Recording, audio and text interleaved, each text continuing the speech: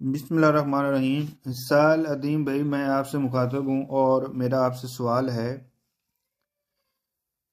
اللہ پاک سورت حج کی آیت نمبر 52 میں فرما رہے ہیں، ہم نے آپ سے پہلے جس رسول اور نبی کو بھیجا اس کے ساتھ یہ ہوا کہ جب وہ اپنے دل میں کوئی آرزو کرنے لگا، شیطان نے اس کی آرزو میں کچھ ملا دیا۔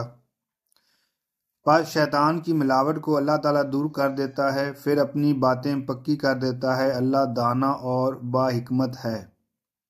یہ اس لیے کہ شیطانی ملاوٹ کو اللہ تعالیٰ ان لوگوں کی آزمائش کا ذریعہ بنا دے جن کے دلوں میں بیماری ہے اور جن کے دل سخت ہیں۔ بے شک ظالم لوگ گہری مخالفت میں ہیں۔ اب اس دو آیات سے یہ ثابت ہوتا ہے کہ نبی کریم جو انبیاء کرام کہ دل میں بھی اگر کوئی خواہش یا کوئی تمنا کا لفظ استعمال ہوا، کوئی تمنا پیدا ہوئی، کوئی نیکی کی، کوئی اچھائی کی یا کسی علم کے حوالے سے، تو شیطان نے اس تمنا میں، اس القاء میں، اس خیال میں ملاوٹ کرنے کی کوشش کی۔ اور اللہ تعالیٰ فرماتا ہے کہ بے شک میں نے اللہ پاک شیطان کی ملاوٹ کو دور کر دیتا ہے اور اپنی باتوں کو پکا کر دیتا ہے نبیوں کے دلوں میں۔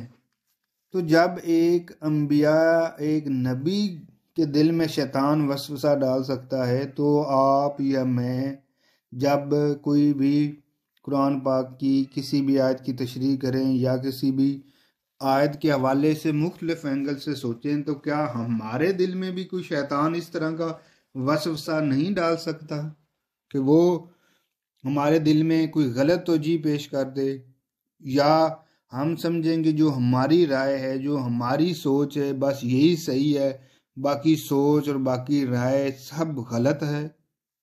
اس پہ آپ کی رہنمائی درکار ہے۔